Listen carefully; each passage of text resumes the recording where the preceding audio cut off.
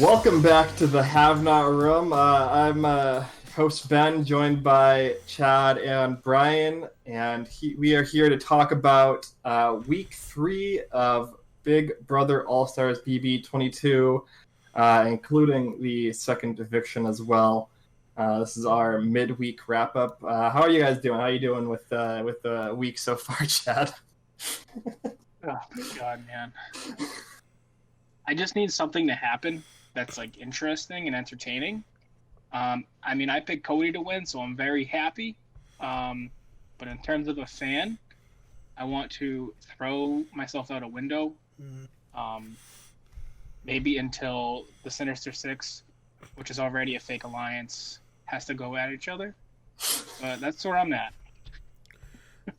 So many alliances with the name Six in it. You know, it's like that's Slick Six, Sinister Six. Sinister Six more apt for how people feel about them, though. At least. It's Slick Six. Whoops. That's okay. Don't worry about it. There's like 12 alliances, and none of them are real. Yeah, I don't think the Slick Six is one of the real ones, so it's fine. Yeah. This has been a slog. Jesus, we could have had Janelle HOH, guys. Do you remember that? Yeah, I mean, let's talk about it. I mean, you want to talk about that before or after we, eulogize, I guess, Nicole Anthony? Let's eulogize Nicole Anthony first. Yeah, let's get this out of this. Shouldn't take long. Yeah, we talked a little bit about it last week in the lead up to what ended up being potentially a close situation with the vote. Where we had our podcast right before there was a situation where David started blowing up his own game and potentially allowing Nicole to have a little bit of leeway there. But then Nicole came in and made absolute sure that she was the one who was evicted last week. Mm-hmm. She had to lock it down, you know. Right. And as Julie kind of insinuated on the Thursday episode, that it was very much a race to the bottom in terms of who was going to be more effective at getting themselves evicted. Yeah. Brian, what do you think about what we kind of saw pre-eviction on Thursday with the storyline of Nicole Anthony starting to distrust Janelle, and that we kind of referenced a little bit last week, which kind of led to her eviction there? I think it really goes to show how well the main alliance is playing, to where they're getting the people who are going out of the door soon to also hate on their next targets. You know, I think it's great. I think Nicole Anthony was not ready to play Big Brother again. And in hindsight, maybe she was never very good of a player, and Cliff carried a lot of the strategic / reads of the house last season. So that's where I'm at. It's tough to watch. Except at the very end. Right. Except at the very end, where Cliff thought that Jackson was going to turn on Holly inexplicably. Yeah, that bad read. Yeah. I think that kind of left to like taste in her mouth. Like, no, Nicole's like pretty smart. She's got this handled. But then we kind of forgot like the month and a half of complete ineptitude that began BB21. Right. Yeah, and you know what? Most of us just like to forget BB21 ever happened, I think. So that's fine. It's just tough to watch someone who you like just like slowly realize that they're just completely fucked and there's nothing they can do. And then if there is anything they can do, just making sure that that potential backdoor escape is firmly closed, you know? It's just it was just rough. Yeah, and we kind of saw, Julie had some words to say to Nicole in her exit interview, specifically about her gameplay. What do you think of that interview, Chad? I've never seen Julie actually be like, "What the f" to someone. Yeah. So that was really entertaining for me. But no, she like said exactly what the audience was thinking, which I thought was perfect. It made me think Chenbot actually has some gears grinding up there. But no, I mean, Nicole like blew up her own game, and like it was like a race to see who could blow it up bigger. I mean, David and that whole conversation with Devon, I was just like, outside of Big Brother, that's not a conversation you have with someone. But like in Big Brother, that's like so bad. I was just like, how is he not going home? And then Nicole just topped it. I was like, oh my god, nightmare. Yeah, I enjoyed Julie like sitting down. So Nicole, what the fuck? Like, Very much. it's for all that needs to be said. Yeah. Just why? Yeah. You can fill in the blank, I think. Yeah. Just everything. Yeah. And we did kind of see, like, you know, Nicole, to that point inside of the house, had already, the day before, started to figure out she might have been wrong about Janelle and Kaysar being these, like, secret masterminds who are somehow running the game, even though everybody else in the house hates them, like, openly hates them. And, you know, that was confirmed on the stage, and you could just kind of see, like, her, like, you know, the realization come over her that she's been, you know, needlessly trashing them the entire week in, like, a really, you know, cruel way. And, yeah, it's yeah. It's this. I hope she stays mostly off social media. She's already back on social media. She just put out a podcast on her podcast platform today, I believe, doing kind of a exit interview of herself. But yeah, it doesn't. I mean, I haven't seem... listened to it. What can it be? Just be like, wow, that went bad.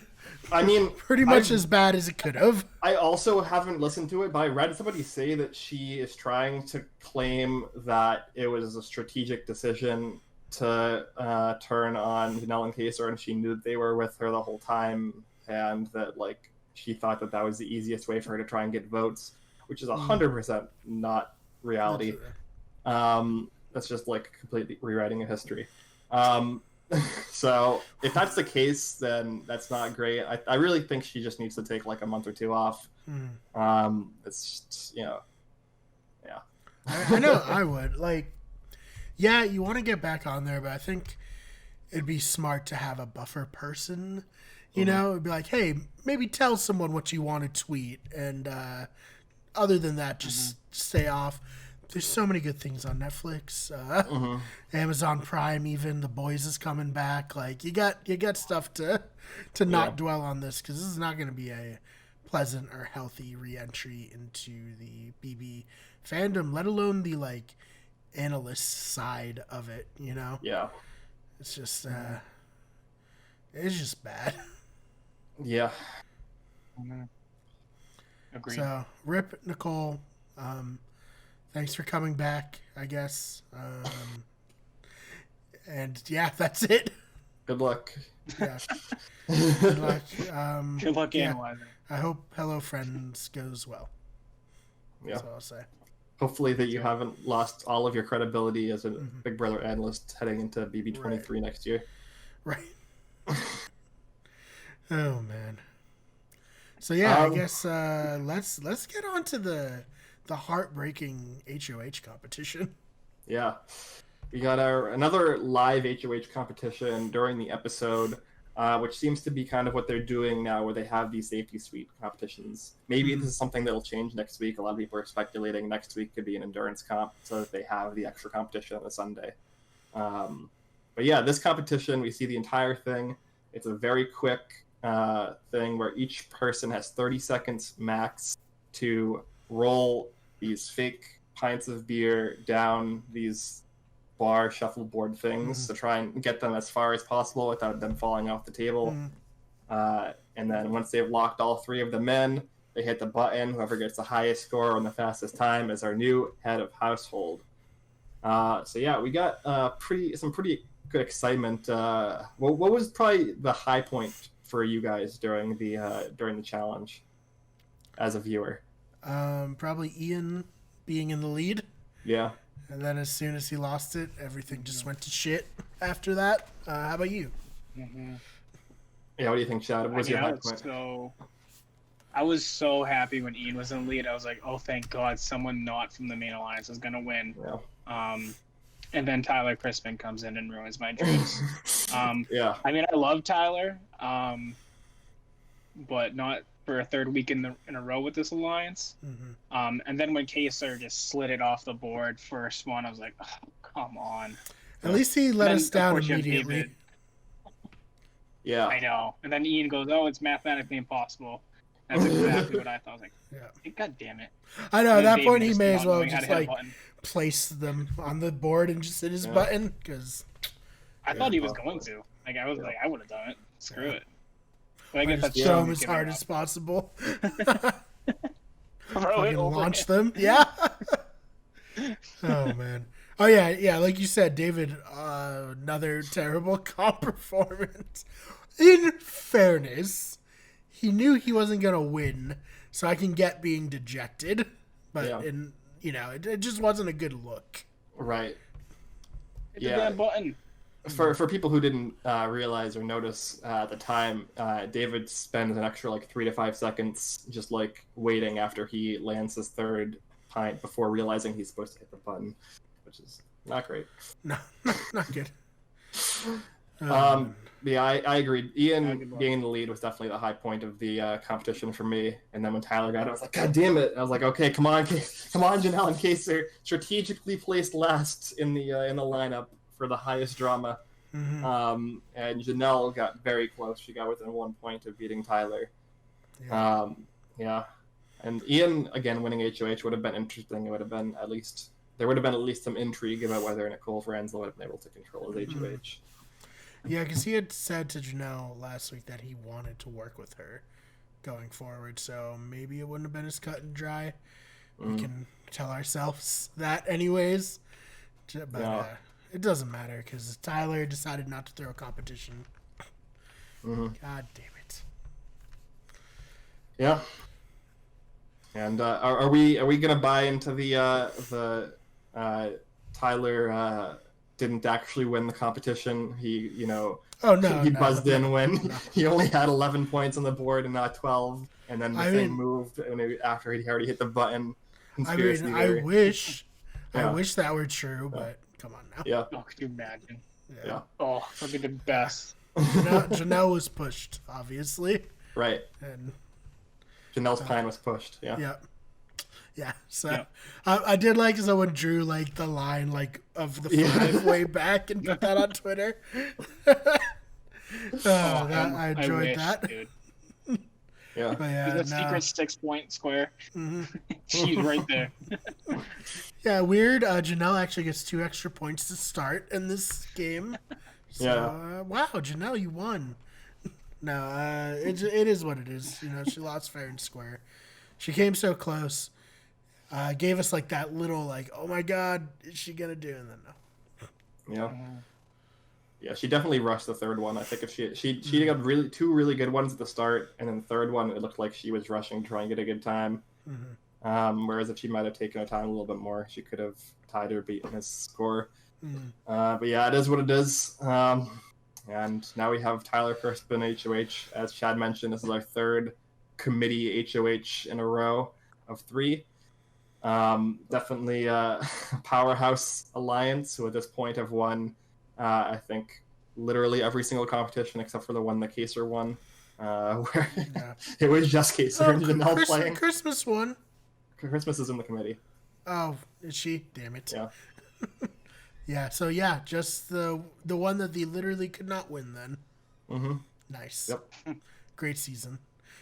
Yep. Every competition that had a committee member playing in it, a committee member has won. So, yeah. I don't know, guys. It sucks, and I think what sucks worse for me personally is like the inability or the lack of accountability. Like, they just don't own their shit. Just own it. Yeah. Like, own that you're in charge and you're running the game. I would so much rather hear that in the diary room than like trying to obfuscate blame either upon the minority alliance or like, oh, this is just a house. Oh, I'm not playing. Like, also that annoyed me. Tyler being like, I'm not playing all scared. It's like, yes, you are, bitch. You're not making a big move. You're literally putting up the house targets. Yeah. Like, oh man. Anyway, sorry, that was just... Yeah, we're kind of bearing the lead. Obviously, committee is targeting Janelle and Kaysar. Obviously, Tyler puts Janelle and Kaysar on the block. It's, wasn't really any discussion, anything interesting about that decision. No. They tried. Yeah, it's just watching like feed highlights of Kaysar just trying to like, so is there any chance you're not gonna put us up? And Tyler just being like, nah, man, you know, it's just like I felt really sad that you said I was in alliance, you know, so to prove that I'm not in that alliance, I'm just gonna do what that alliance wants. And it's like, okay, cool. Kaysar just sitting there like, all right, well, fuck. Oh man. Yeah, but yeah, you did mention this, Brian. I do, because there's not a ton to talk about with this week, right? There's maybe some discussion we can have about what might be going on going into next week with some potential wildcard HOHs. But I do want to do, you know, a little bit of an assessment of this alliance, and particularly Nicole Franzel as kind of a Big Brother player and like a Big Brother character. Sure. I kind of want to compare her a little bit to somebody that I know you also really love as a player and a character, Vanessa Russo, where I think there are a lot of parallels, but there are also a lot of differences. Yeah, so I actually was thinking about that today. I felt like everything Vanessa did was highly calculated. Like every tear she shed after like the first week, like every fight she instigated, it was all to further her own game, and she owned that. Yes. You know, she admitted like her, you know, fights and tears were her strategy, and I think that's what made Vanessa fun. Also, Vanessa wasn't like opposed to mixing things up if it furthered her own game in her mind. Sometimes she was wrong. Like she went after Jason. Jason was not coming after Vanessa, but she like built it up in her head that Jason was like the strategic mastermind who lied about the BB takeover twist week 2 and you know, railroaded him. But I think Nicole is playing similarly, but she wants to be beloved, so she will not admit that she's doing this stuff. Does that kind of track for you guys? Yeah. Yeah, I agree. And if she was doing this and admitted it, I would be like, all right, Nicole, like, I see you. This is a great strategy. Like, keep doing it. But the way she, like, plays the victim not only to everyone else in the house, but also to us is, like, insulting our intelligence. You know, it's like we can see everything that's happening, so you can't lie to us, and that's very annoying. Yeah, no, I do think that you kind of brought up the two main points of difference, which I see in their games, which is that one, Vanessa like very openly owned her strategy in the diary room, and like very like openly talked about her thought process and like what she was doing step by step. And like how her actions would feed into that larger strategy, and also too, like you mentioned, that Vanessa was very like disloyal, but not like Nicole Franzel is disloyal, but she's disloyal in a very different way. Where you know she has the kind of snake coal, rat coal, like you know, label on her, but she like very much kind of like coasts as long as possible with her alliance until like the wheels are completely falling off. Whereas with Vanessa, she's like you mentioned, way more willing to take in like even just a smidge new information and completely change her entire game plan.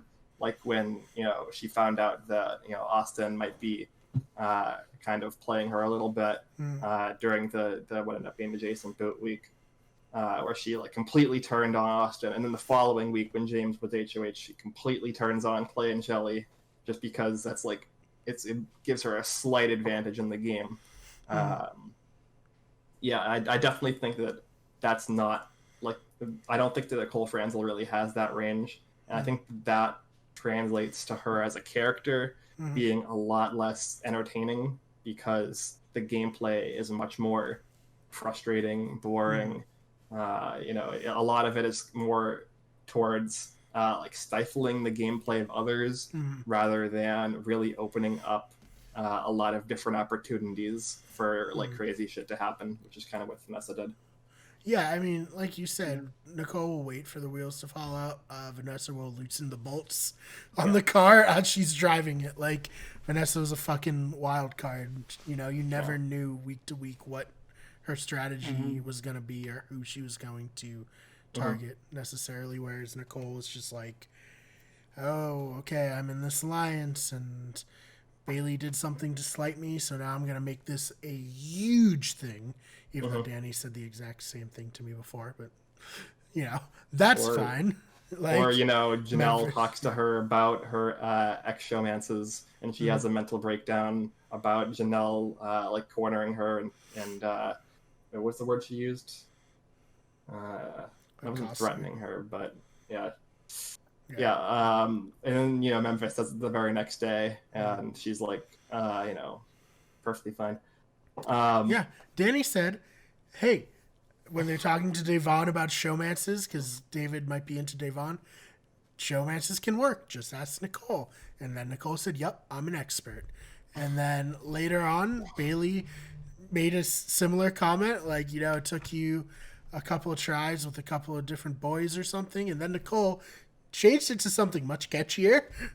She said that Bailey said that it took me a couple tries and a couple to guys, which is hilarious. But if Bailey had actually said that, oh my god. But you know, now she's literally used this as like the next justification to target Bailey. Right. You know, which is fine, but she will not own that. She will be like, I am a victim. Yeah, she won't. You know, she won't own that it's a game strategy to like move the target into somebody else. She'll like just focus explicitly on the personal aspect of it. I mean, Chad, what do you think about Nicole Franzel as like a Big Brother player and character here? I mean, I think it is important for us to talk about her like as soon as possible in the season. We are looking at what I would say is like maybe a 20% chance that she is our first ever Big Brother 2-time winner. So I think that, you know, it's pretty relevant to talk about her all we can. I mean, I think she's doing okay this season. I mean, she's definitely in conversations, and people are like, oh, what about Nicole? But no shots are taken just because she's so lax in the beginning of seasons, as we've seen. And then she'll just turn it on, like, you know, halfway through, maybe around jury. But no, she plays this game where it's like, you know, people can say whatever they want. Like, Memphis can say whatever he wants about, you know, her with the boys. But if someone else says it who she doesn't like, now she plays, oh, I'm a victim. That person just, like, took it so far. Now it's a personal shot. And she uses that as a way to convince the house, you know, that this person needs to go. And, you know, if it is a strategic play, which maybe in her mind it is, and she admitted to it, I mean, all power to you. That's a great move in my mind. I mean, she definitely is similar to Vanessa, absolutely. But to me, it feels like Nicole would be more like Vanessa and probably be considered a better player if she owned her strategies. But as a viewer, it's not 100% certain. I mean, all of her crying towards Janelle, it's kind of similar to, you know, Vanessa with Jason. But I don't know. It's just like if Nicole owned it, it would be much better. And it would probably get highlighted more by, you know, Big Brother. But the way I see it, she's the middle of the road right now. But I'm sure she's going to turn it on eventually. And hopefully we get, you know, something good out of her. But I mean, she plays like she did in BB18 towards the end. It'll be entertaining. Yeah. I mean, I do think that she played in BB18 round at the final 7 through the final 5. I think she played those 3 rounds like very, very well. And obviously convincing Paul to take her over James was also, you know, really impressive. Like, I am able to like acknowledge that she's a very good Big Brother player. I just wish that she would, you know, not be so irritating about it, I guess. in terms of her interaction with the viewing audience. Yeah, this might sound like a weird comparison, but bear with me. So, gonna talk about Survivor because that's how I view all these games. In seasons 22 and 23, they brought returning players back, one for each tribe. Both seasons, one of them ran a big alliance all the way to the end. The difference was Boston Rob gleefully explained like how he was running the show, how he's like the head of this, all this stuff. Well, Coach tried to be like, make it like, oh, we're like good people voting off the bad people, and made like a weird cult thing. And then that rang really hollow to people, especially the people he played with, and he ended up losing. And I think it's the same kind of thing. Like, if you're going to play a cutthroat game and do whatever it takes to get to the end, you got to own your shit, or you're going to look like a jackass. You know? Yeah. I mean, we can talk about the person that Nicole Frenzel beat, who was like possibly the one person in modern BB history who is worse at owning their shit than Nicole Frenzel is in Paul. Oh my god, I don't know what happened. Yeah. Obviously the house flipped. Yeah. Oh man. So bad.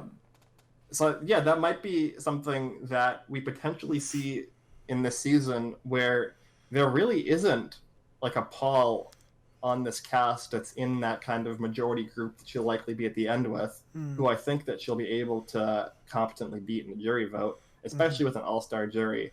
What do you guys have anybody in your mind that she can actually beat? I think that we might actually be looking more likely at a Nicole Frenzel runner-up. Yeah. I think she could be Christmas, maybe. Yeah. I don't think people necessarily view Christmas as a power player. Yeah. At this point, a lot's gonna have to happen between now and then, so it's hard to say. Right, of course. I think Memphis unintentionally rubs people the wrong way, just with the way he like talks to people. So that could be a potential, person to where it's just like, yeah, I don't like Nicole, but I also don't like Memphis, and Nicole played a little better, Yeah. So I don't know. What do you think, Chad? I hope it's Memphis, purely because I want him to lose 0 to 7 or 8, whatever it's going to be. 9 probably. 9, yeah. I think she definitely beats Christmas. I mean, obviously the most interesting one will be if she's next to Ian, if she actually honors that final 2. It's tough to say. Like, imagine if you're Nicole and or Ian. Like, do you bring another winner to even the playing field, or do you take someone like Christmas, who's just a blatant, not, a high caliber player, someone you can beat, who maybe get a pity vote, or you take Ian, who's basically on the same level as you in terms of winner status. I guess it depends how he plays, or Nicole plays, but I think tough. Yeah, I think if you're a winner, you gotta play those last like 5 rounds or so, or maybe even more, like starting at jury, just so hard, and just like leave no doubt, like everything that happened this season after the jury was because of me. I put you all on the jury. I did what it took to get to the end. This is all-stars. If you can't vote for someone like that in an all-star game, then like I can't do anything else. I was not going to win just by getting here. You know what I mean? So I think if either of them are going to cut the other, they're going to have to like grab hold of the game and, really leave no doubt for the jury. And then maybe even still the jury won't, because Dan played pretty amazingly at the end of BB14, and he still wasn't rewarded. Obviously, Ian was a very good player as well and played well near the end. But you got to hope that it's like, guys, it's all-stars, like... And I played an all-star game. It doesn't always work. I'll say that. Yeah. No. I do think it's tricky, but... No, yeah, I do think it's tricky. As far as the Ian thing, it'll kind of be more about, I think, the makeup of the jury. I think it's likely that the jury will probably have a lot of people on it that Nicole was like friends and allies with. So if she like turned on them all in order to take Ian to the end, like deliberately, it'll just kind of come down to like whether they respect her for that, or whether she like allows them to respect her for that by like owning it, as we mentioned, or whether they are like annoyed that they thought that she was closer to them, and she ended up picking Ian, and they vote for Ian, and Ian kind of wins in this bitter jury situation a second time. But yeah, I think that it would just be tricky. A lot of the people that she's likely to get down to the end with like a Tyler, Cody, Enzo, even Danny potentially could be a toss-up. I think she'll lose the jury vote to a lot of those people in most situations. So yeah, it's interesting to kind of watch whether Nicole will actually kind of change her view heading down the stretch here of how she presents herself. I mean, in fairness, like Vanessa, I love her. She's like one of my favorite players ever. We don't know what the jury would have, done with her. We don't necessarily. We feel if she gets to the end, she would have won, but we don't know for sure. Like, yeah. I mean, there are people that I've heard say that Liz would have beat her in the jury vote. But I feel like she has to win there. Like, I mean, I feel like Liz's performance in the jury questioning was not great. And I mean, Liz did have 2 guaranteed votes on the jury in Austin and Julia. So obviously that's tricky. But obviously, like, yeah, it's going to be tricky. Because the only way she gets there, she wins final HOH and presumably takes Liz. So, yeah, I would like to, again, imagine that Vanessa wins that jury vote. But you never know how she actually handles those questions. Oh, man. Well, I guess here we are again, right? BB6, BB7, now BB22. Kaysar and Janelle on the block. Block buddies. No veto coming through for either of our heroes. So, yeah. What do you think's going to happen on Thursday night? Yeah, I mean, just quickly, Cody is the winner of the veto competition, which, from my understanding, was some kind of timed puzzle game that he apparently won in like 20-something seconds, something crazy. Jesus Christ, he killed it. Yeah. So it's yeah. Apparently Tyler also finished under a minute or something like that. Yeah, they both like killed it, but Cody was like slightly faster. Good on you, boy, Chad. Cody's second. I don't like hearing that. I don't like hearing it though. I want him to suck. Well, we also skipped over the safety suite, which also was relatively irrelevant, where Enzo 1 picked Christmas as his +1. We can kind of get into a little bit of the drama that we saw in the Sunning episode from that. But and then possibly you can talk about Christmas's punishment. But yeah, doesn't seem like there's any hope. The veto ceremony happened today. The veto was not used. Kaysar and Janelle remain on the block. At this point, it looks like Janelle is the likely boot on Thursday. What do you think? So little mix up, a little different than the other 2 times.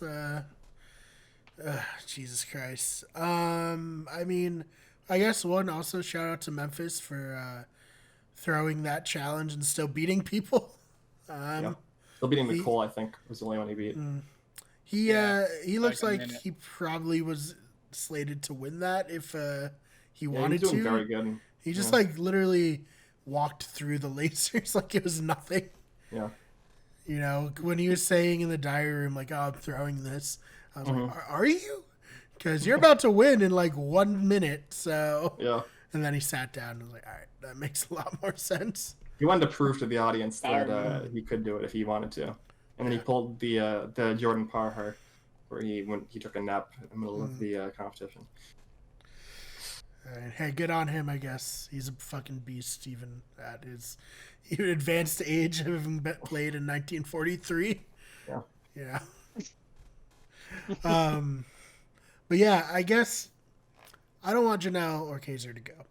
However, Kaysar has never made the jury. He's always been booted in this position. I am okay with him potentially having a chance to go further and maybe make the jury, though it does not seem too likely. Yeah, what are your thoughts, Chad? I mean, we kind of saw this coming. that Janelle at least was probably going to go early. I mean, she was either going to, hit or miss this season. More likely than not, she's going to miss, especially now. I mean, I love Kaysar. I kind of hope he's able to just really sink into the background as someone who just has no numbers. He's, not with anyone. He kind of just mopes around.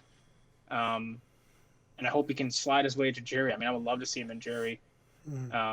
Just because, Kaysar's he's great content. Like sometimes I just listen to live feeds and I just listen to him talk to someone, not even about the game, just about like real life and things. And he's so fun to watch. He makes you really think. And that's probably what also scares people because he doesn't hide that he's intelligent. Like he's probably the smartest guy in the house. It's so funny. I hope he can just slide right in the background. Yeah, no, I just say it's so funny. Like he's obviously from a different era of reality TV casting, where he's just like a normal, smart, chill dude. Yeah. Where it's like, obviously I like the people they cast now, sure, but like there's a certain like, I don't know if this is gonna sound shitty.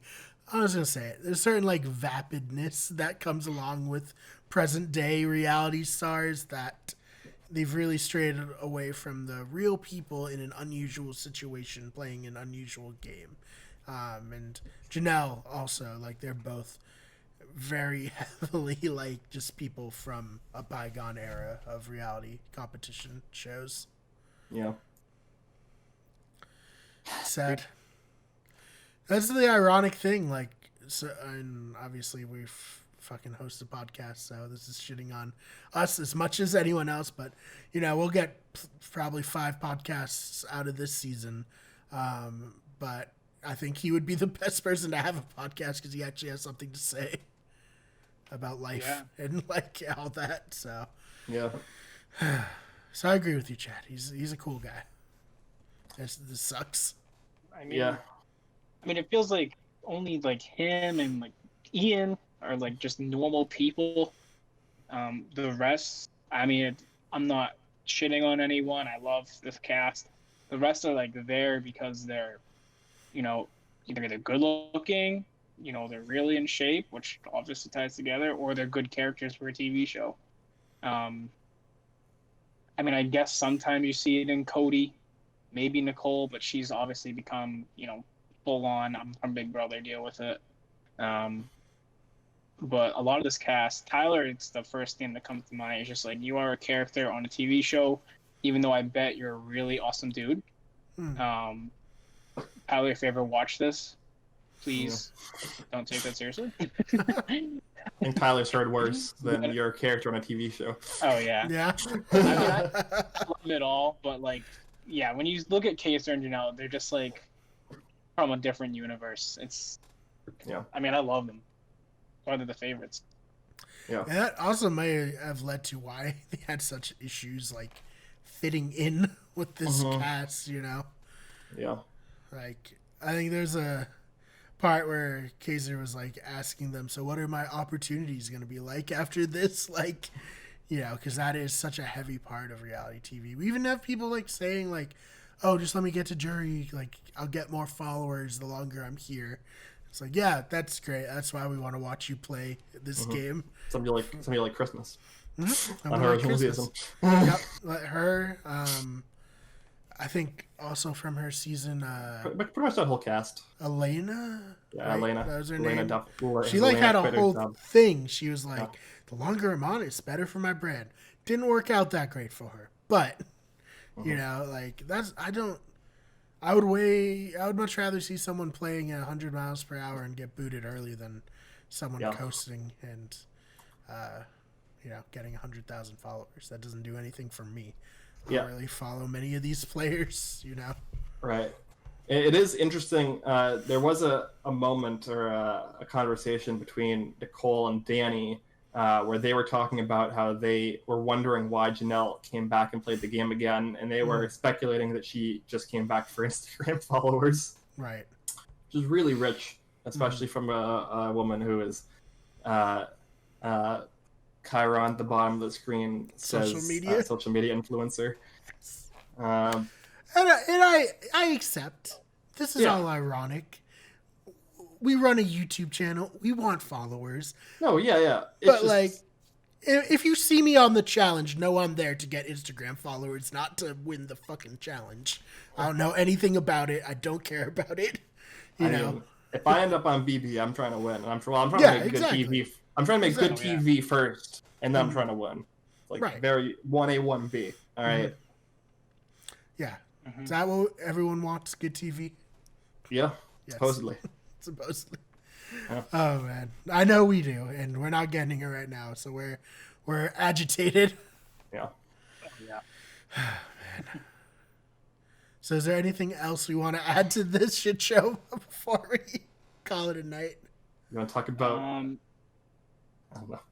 I actually saw a lovely highlight, and it was in regards to a house lockdown. Because someone was apparently outside the backyard. Oh God, I didn't hear about this. Yeah, there was a wall shouter. Right before, someone yelled "fuck Nicole," so the whole went inside and like hit in the HOH room. I'm not sure if anyone actually heard it. I really hope someone heard it. I think only Cody and Janelle were there. I think they also said something about like "we love Janelle" or something like that. Mm-hmm. I think that Janelle might have heard part of that part, or at least heard her name. Like most wall shouters, it seems to not work, and because again, this has been brought up a number of times, but in a lot of instances, people will not exactly hear what's going on, and they kind of just hear what they want to hear. But yeah, there was a wall shouter. They had a lockdown. Yeah, dude, if Nicole heard someone say "fuck Nicole, we love Janelle," she would maybe die. Yeah. Quit the like show. She would quit. Yeah, she would self-evict. Like that would be too much for her, I think. Yeah. Oh man, I don't like the idea of wall shouters or banner plane people, but there's like a little part of you like, oh, that's kind of satisfying that someone did that. Yeah. Yeah. I mean, it certainly can't make the season worse, right? Mm-hmm. Like, you can talk about integrity of the game, right? But yeah, from a television perspective, we're already kind of on the path of the season's just kind of going to be a little bit of a slog, unless something changes in the coming couple of weeks. Mm-hmm. And if you're watching this, you ever go on Big Brother and you hear wall shouter, just fucking make up what these say to fit your for needs. sure. No one's gonna know. Just be like, oh, actually, I did hear it, and they said you guys should keep me. They love me. And obviously be better than that as a lie, but yeah, use it as part of the game. Yeah, production will shut it down though, but you can always get it out real quick, and then it'll spread. Yep. Yeah. Oh man! So at any given moment, have an idea of what you want a wall shouter to say to help your game, and then if it happens, you'll be able to just put that lie out right away. Yeah, there's usually one a season too, right? Mm-hmm. About or playing there's playing, always someone trying to fuck with it. Yeah, especially recently with the way that some of the seasons have been going, in terms of little the alliance, major alliance, kind of stopping to the end. I'm just waiting for the day. Yeah, for someone to have a drone with a microphone on it. Yeah, that's the next step. Oh my god! Actually get out. I hope I didn't just give someone that idea. And it's gonna come back to us somehow. I'm thinking of it. Was it BB-18 or something? I feel like there was one of the more recent seasons where there was a drone that carried a sex doll into the backyard or something like that. That's hilarious. Yeah, that's amazing. Yeah, I love that. I'm sure that person got in a lot of trouble, but worth it. If they got caught. Yeah, if they got caught. Yeah. Oh man. Just waiting for a flaming bag of dog poo right over the wall. Yeah, with a cold face on it. Just right in the hot tub.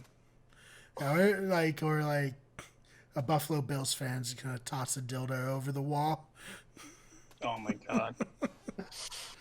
Oh man, that's the small Venn diagram of sports fans and BB fans. Oh man. So yeah, damn. I guess it's for the best no one heard it, but what if? What if? I mean, I think they all know that Janelle is well liked, which is part of the reason they're targeting her over Kaysar, is because there is going to be a new twist after the safety suite ends. They know that there's going to be a new room with some new twist mechanic, and they're speculating in case it's some kind of fan interaction vote that they think Janelle is way more likely to win that over Kaysar. And if Janelle goes, there's a chance that maybe somebody like Tyler would be able to bump up over Kaysar in a fan vote, which apparently there's like this casual Instagram popularity vote that CBS is putting out. Apparently Tyler keeps on winning it. I don't know what that's all about. Like in Kaysar is like in the bottom 5 or something like that. So I don't know what the casuals are smoking, but like the TV show is, I feel like, doing a very good job of turning Janelle and Kaysar into like these lovable underdogs. So I don't really understand that much, but I guess Tyler has so much residual love from his season that hasn't really worn off across like 10 episodes yet. Recency bias. Yeah. It's all recency bias. But, man. All right. So I guess with that, Chad, where can they find you online? On Instagram at ChadleyJP and on Twitter at ChadPerry, PARRY 25. Awesome. Ben, how about you? Find me on all social media at Ben Sharon. That's Sharon with 2 R's. Yeah. Cool. And you can find me on Twitter at TheFakeBMar. That's BMARR. And you can follow the channel on Twitter at WGEverything, on Instagram at WickedGetEverything, on Twitch at twitch.tv/WickedGetEverything, and on TikTok. Still live, baby. Still here. I haven't uploaded anything to it because I just assumed it'd be dead. So I kind of shifted focus, but it is not. So search Where You Get Everything on there. And, of course, tell your friends and your enemies about this podcast. We'll see you in the next one. Your friends.